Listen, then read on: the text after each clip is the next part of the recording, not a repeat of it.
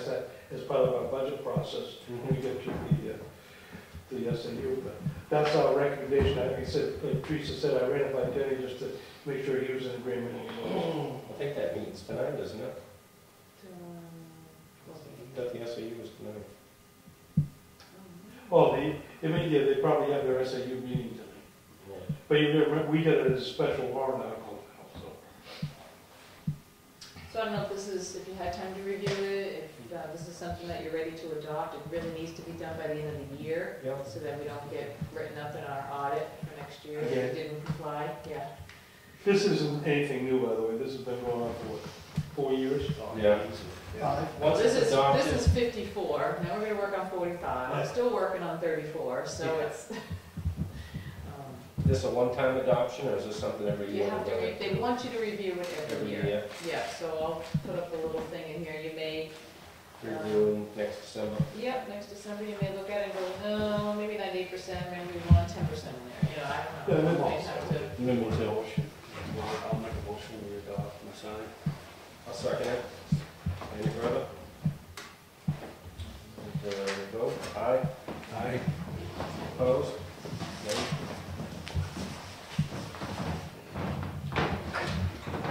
Thank you, Howard. Yep. Well, while you're signing, this is the insurance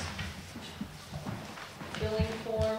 The employer acknowledges the medical coverage outlined in the plan for dental and for medical. So they just needed one signature to state that we were okay with that. The motion that authorize Kenny to sign. Second. All in favor? Aye.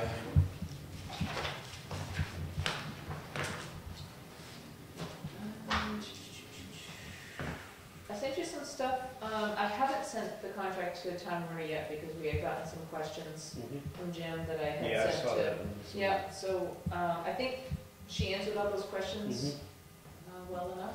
There was another set of questions that came in from another citizen that I asked her about, which was a certain portion of Ballard Ridge that isn't covered, and in the contract, it's going to state that they want the whole town to be covered. Of course, they're gonna come back and negotiate that, but it is in there, It's a good place so. to start. So she wants to get this I do going, too, so if you because, guys are good, I'll I send her mean, an email tomorrow and, Yeah, we're not gonna know what the response is until we Right. send it. So Right. let's send it. so I'm gonna send her a thing tomorrow, she'll send it right out. The other thing is at the bottom of that letter that she had sent, you have to start thinking about how you wanna negotiate and who you want to negotiate. Is it gonna be the whole board that negotiates with Time Warner? Do you wanna pick somebody to do that? I'll pick Mark. Yeah, I second that one. Once you can get it All done in in favor? March. Does that take, are we voting right now? Okay? Okay. Alright, so that's that. You could be the cable liaison next year. Your volunteer position. I had a contractor come in expressing some concerns for himself and other contractors not being able to go in and use the way station for their debris at the same hours that the septic haulers get to do that. There's circumstances that, I don't. Well, and we have two other businesses that are allowed to go in at earlier hours also and dump debris. So they just feel it's a little unfair, and Yeah. that they think that it should be open to all contractors. I've talked to Warren about it.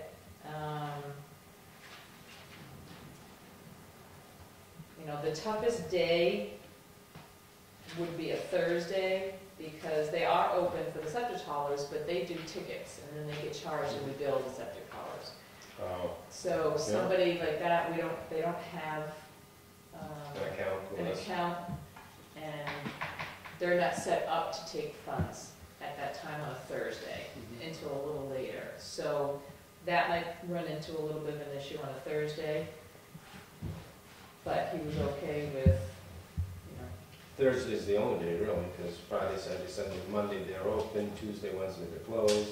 right, It's so, Thursday. right, so the septic haulers can get in there at 6:30 every day. And then on Fridays, they're open till 4, because you also have your other 2 businesses that go in at those, up until that time. You know, Warren's other concern is, and he had mentioned this before, was that making sure that when these people come in, they're closing the gates. Because as you let more people come in, people are gonna forget to close the gate, and then more people keep coming in.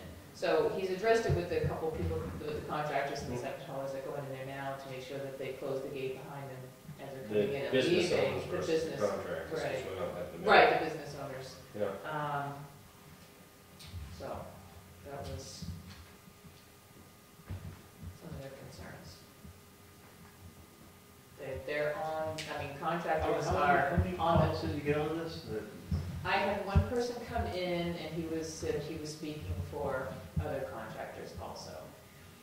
I know that, you know, they do get up and they get going fairly early in the morning, and if they haven't made it, you know, you're talking more maybe summertime, if they haven't made it by the 3 o'clock hour, they've worked until 6, 7 o'clock at night, now they've got a whole truckload of debris, they gotta get to the job the next day, they can't get to the dump until 8 o'clock in the morning, these guys start at 6, you know.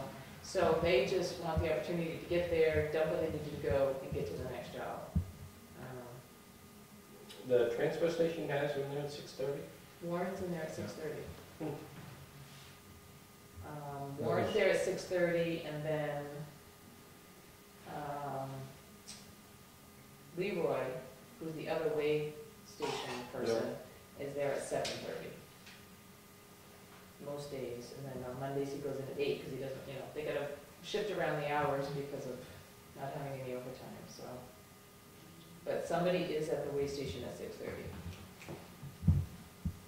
How much, I mean, if it gets frequent enough, is it gonna be a distraction from Warren to do his, Right, Regular and duties. Warren did say, at 6:30, he's there. he's gotta be preparing and getting He would things rather ready. not do 6:30, he would rather do 7:30 when somebody else is there also, when Leroy's there. He's gonna be the second person to cover He's the second that, person to cover, so, see what they're dumping, to be able to watch, to oversight, which, because Warren does, they have a bunch of stuff that they're trying to get cleaned up from the day before. Yep. You know, people dumping things in the wrong locations and all that kind of stuff, so he's doing that between 6:30 and 8.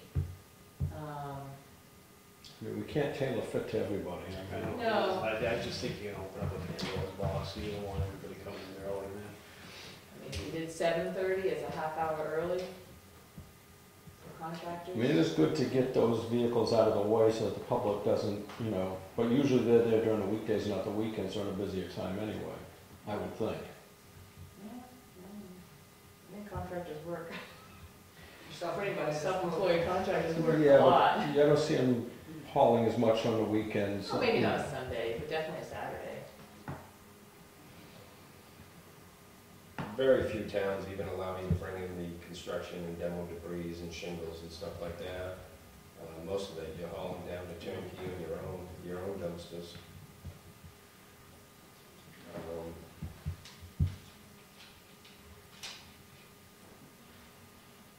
I think the more the gates open and you're closing behind you, the just more the confusingness that it is. So he was good starting at 7:30? Warren said it would be better if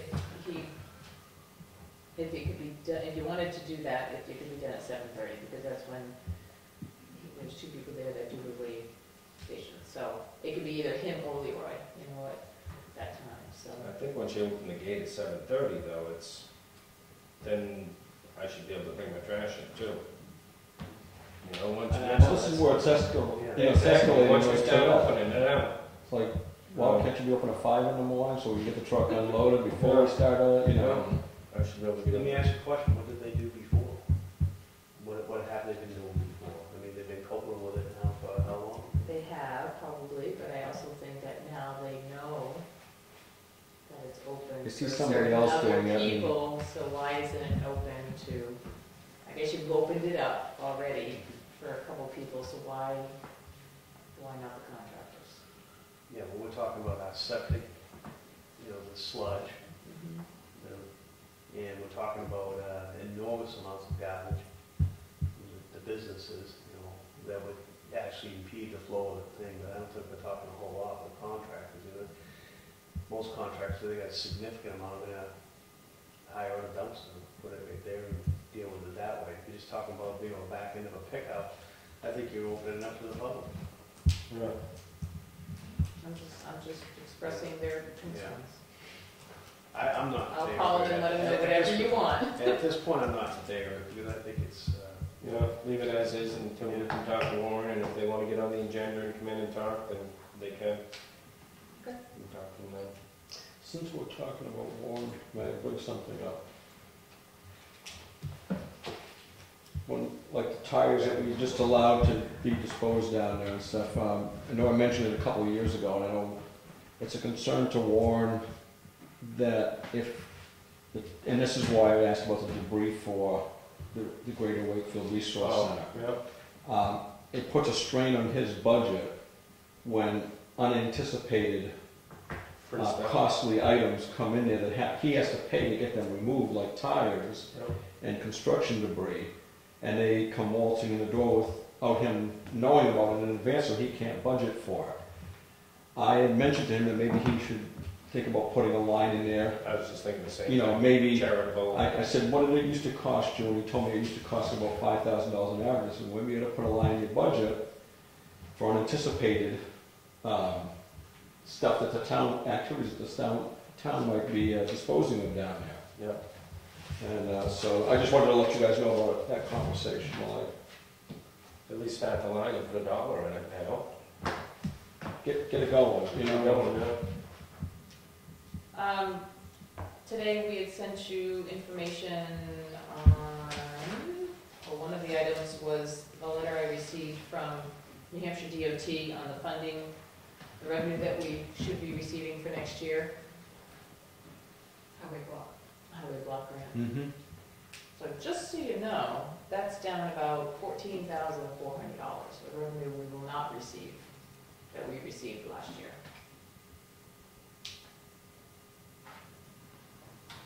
But I think some stuff was eliminated. The reason we won't is because the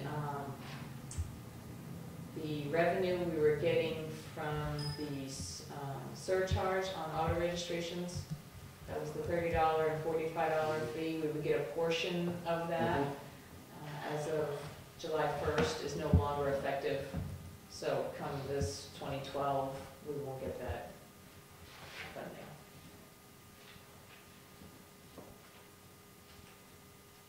I also sent you some information from Todd in regards to firefighters, volunteer on call. He was just, he's trying to get more volunteers to come aboard, and his hopes that we'll get more certified people to be on call and come to the trainings once a month. Increasing the pay from $10 an hour to $15. Paying for training and meetings $10 an hour, which they weren't getting, which makes sense to me. If you're paying for the training, you don't need to pay for the fires. We're nothing about that.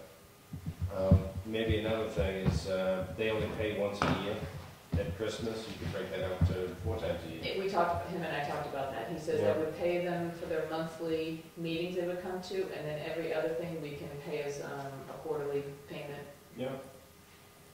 Should get a lot of younger people into it maybe too.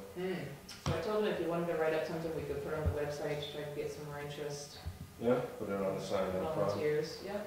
He'll put it on their site too.